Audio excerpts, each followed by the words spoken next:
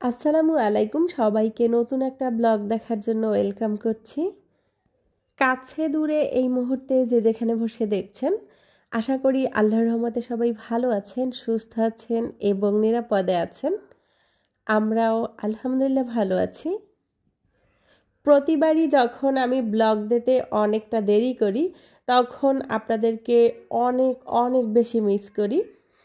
আর তখনই নিজেকে নিজে প্রমিস করি যে আর কখনো ব্লগ দেওয়া বন্ধ করব না। কিন্তু কি করব, আমি আসলে প্রমিস ভেঙে ফেলি। দেখা যাচ্ছে কোনো না কোনো একটা প্রবলেম বা কোনো ভালো লাগা থাকলেও তখন আর ভিডিও শেয়ার করতে কেমন যেন ইচ্ছে হয় না।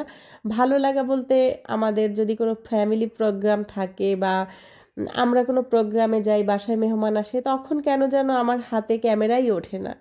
জানি না আমি প্রফেশনাল হতে পারিনি নাকি কোন কারণে আমি এটা পারি না জানি না। আমার বাসায় যখন গেস্ট আসে, আমি অনেকের ব্লগ দেখি যে গেস্ট আসে, গেস্টদের ভিডিও করে বা তখনকার রান্নাবান্না করে।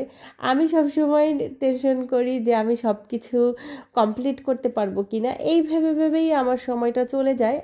এছাড়াও আমার পারিপার্শ্বিক দিকগুলো কেমন জানি ভিডিও করতে ভালো লাগে না, বা তখন খুব আনইজি ফিল হয়। যেমন আপনারা কিন্তু রেগুলার বেসিসে আমার যে ভিডিওগুলো দেখেন, যে আমার লাইফস্টাইল সম্পর্কে, আমার বাসার টুকিটাকি রান্নাবান্না যেগুলো আর কি আমি পারি, তো ওগুলো আপনাদের সাথে শেয়ার করতে চেষ্টা করি বা শেয়ার করি। এর বাহিরে কোনো কিছু হলে তখন কেন যেন আমার খুব আনইজি ফিল হয় যে এগুলো আপনারা নিতে পারবেন কিনা বা দেখবেন কিনা এসব। তারপর আছে যে অনেক সময় ভিডিও করতে গেলে অনেক রেস্ট্রিকশন থাকে, যেমন অনেকের ভিডিও করলে হয়তো বা সে মাইন্ড করবে যে আমরা বাসায় এসেছি, এই জিনিসগুলো আবার দেখানোর কি আছে। আবার কেউ কেউ ভিডিওর সামনে আসতে হয়তো বা আনইজি ফিল করে। আবার কারো কারো পারিবারিক ওই রকমের বাধা আছে যে ভিডিওতে আসতে পারবে না, বা তাদের নিয়ে কোনো কথা বলাটাও আসলে প্রবলেম। এই পারিপার্শ্বিক দিকগুলো চিন্তা করেই আমি অনেক কিছু ভিডিও করি না। দেখা যাচ্ছে আমি একটা ভিডিও করতে আমার অনেক সময় লস হয়, অনেক সময় লস করে আমি এডিটিং করব, তারপর ভিডিওটা পোস্ট করব। তখন যদি সেখানে একটা কোনো কমপ্লেন আসে আর সেই ভিডিওটা যদি আমার মুছে ফেলতে হয়, এটা কিন্তু অনেক পেইনফুল। একবার আমার এমনটা কিন্তু হয়েছে, এমনটা যে হয়নি তা না। একবার আমার হয়েছে, আমি যে কোনো জায়গায় আমার এক রিলেটিভের বাসায় বিয়ে খেতে গেছিলাম, আর ওই বিয়ের ভিডিওটা কিন্তু আমার ডিলিট করতে হয়েছে। সেখানে অল্প একটু ক্লিপস থাকার কারণে আমার পুরো ভিডিওটা ডিলিট করতে হয়েছে। তো যাই হোক, আপনাদের সাথে আমার কাটানো সময়গুলো বা আপনাদের সাথে যেই আমার বন্ডিংটা, এই যে আমি আপনাদের সাথে ভিডিওতে কথা বলতেছি, বিশ্বাস করেন আমার মনে হচ্ছে অনেক দিন পর আপনাদের প্রত্যেকের সাথে আমি আজকে কথা বলবো। এটা আলাদা আলাদা বেসিসে আপনাদের সাথে কথা বলতেছি এমনটা মনে হয়। আর আপনারা যখন কমেন্ট করেন তখন মনে হয় যে আমার প্রতিটা কথা আপনাদের সাথে হয়ে গিয়েছে, আপনারা আমাকে রিপ্লাই করতেছেন, এরকমের একটা ব্যাপার হয়ে গিয়েছে। তো যাই হোক, এতদিন আমি ভিডিও দিতে পারিনি। আমাদের বাসায় একটা বিয়ে ছিল, মানে আমাদের চারতলার আন্টির ছেলের বিয়ে ছিল। তো বিয়েটা আন্টির ছেলের ছিল, মনে হচ্ছে যে আমার একদম নিজের ফ্যামিলি মেম্বারের কারো বিয়ে হচ্ছিল, এমনভাবে ইনভলভ ছিলাম আমরা এতদিন। ফ্যামিলি মেম্বারের মতো বললে ভুল হবে, এক প্রকার ফ্যামিলি, মানে তাদের সাথে আমাদের বন্ডিংটা ওরকমেরই মনে হচ্ছে, আমরা একই ফ্যামিলির। আমাদের সবসময় ফিল হয় তারা আমাদের অনেক আপন, আর বিশেষ করে তাদের ফ্যামিলির সবাই আমাদেরকে অনেক অনেক বেশি ভালোবাসে। আর এই বিয়েতে আমি সব কিছু ভিডিও করিনি, আপনাদেরকে চাইলেও বউকে দেখাতে পারবো না, কারণ আঙ্কেল বা আন্টিদের ফ্যামিলিটা একটু অন্যরকম। অন্যরকম বলতে ভাইয়া সে বিয়েতে তার নিজের যে আংটির মাপটা সেটাও কিন্তু নিতে চাচ্ছিল না, কারণ স্বর্ণ পরা হারাম। তো বুঝতেই পারছেন যে কী কারণে আমি আসলে সব কিছু ভিডিওতে তুলে ধরিনি বা বউকেও ভিডিও করিনি। আর এই গায়ে হলুদের যে প্রোগ্রামটা, এটাও আসলে কোনো প্ল্যানিং না, আমাদের কোনো প্রিপারেশন ছিল না যে আমরাও একটু সেজে গুজে যাব, মারিয়ামকে তাহলে একটু শাড়ি পরাতাম, অনেক প্ল্যানিং করতাম। বাট এই হলুদের প্রোগ্রামটা ছিল একদম আনএক্সপেক্টেড। মানে যেদিন রাতে, পরের দিন বিয়ে হবে, রাতের বেলা তাদের গেস্ট এসেছে, তাদের যে বোনেরা এসেছে, মামাতো ফুফাতো বোনেরা এসেছে, তারা কি করেছে, সবাই সব কিছু নিয়ে এসেছে হলুদের জন্য যা যা প্রয়োজন। তো যখন হলুদের প্রোগ্রাম হয়েছে তখন রাত 2টা বাজে, আর বোঝেন তখন মারিয়াম সজাগ, আর সে ফুল মুডে নাচানাচি শুরু করেছিল। তো বেশি সময় থাকতে পারেনি, অল্প একটুতে সে ঘুমিয়ে পড়েছে। এরপরে আমরা প্রোগ্রাম সেরে বাসায় চলে এসেছি। তো আন্টিদের পরিবার সম্পর্কে আমি একটু আপনাদেরকে বলি, যেটা একদম বললেই নয়, আমার কাছে অনেক ভালো লাগার একটা জিনিস, যেটা আপনাদের সাথে শেয়ার করছি। মানে আমার এতটুকু বয়সে আমি অনেক মানুষের সাথে মিশেছি, অনেক জায়গা ঘুরেছি, অনেক মানুষ দেখেছি, অনেক পরিবারের সাথে কিন্তু আমার অনেক ভালো সম্পর্ক সবসময়ের জন্যই।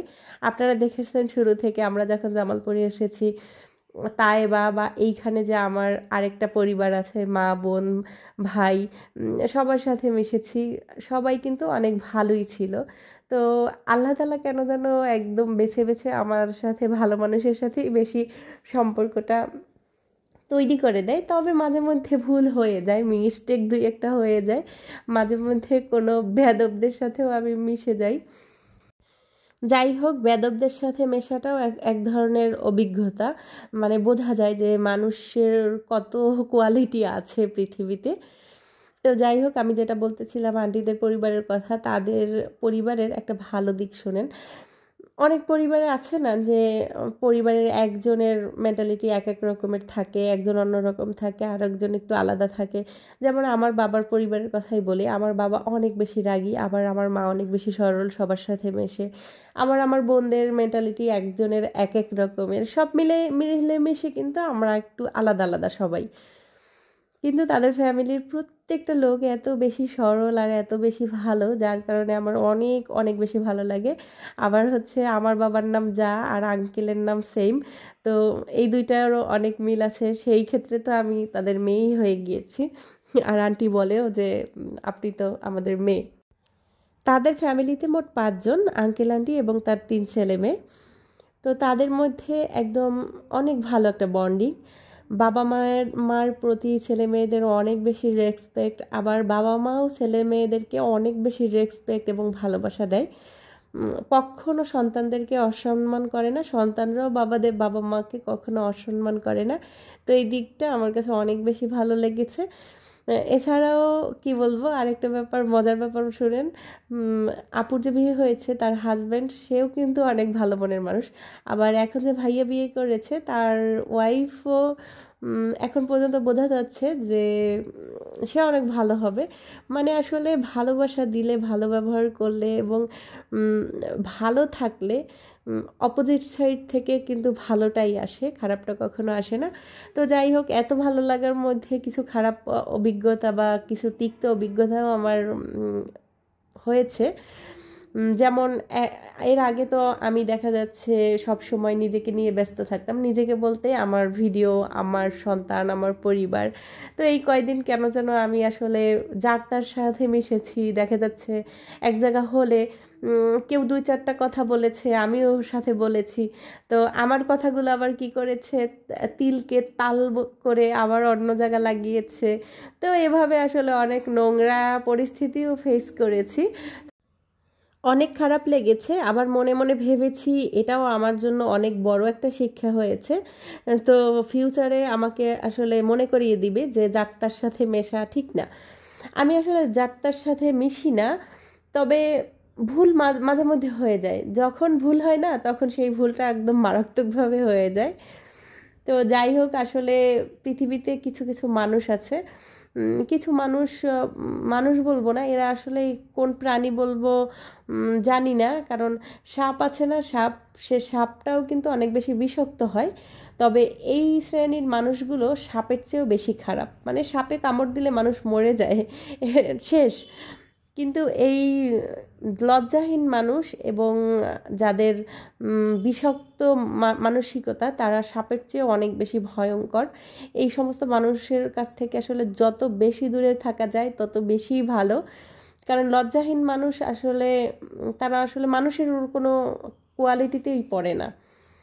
তো যাই হোক, এই তিক্ত অভিজ্ঞতা, ভালো লাগার অভিজ্ঞতা আপনাদের সাথে শেয়ার করতে পেরে আমার ভালো লাগছে, এখন অনেকটা হালকা লাগছে।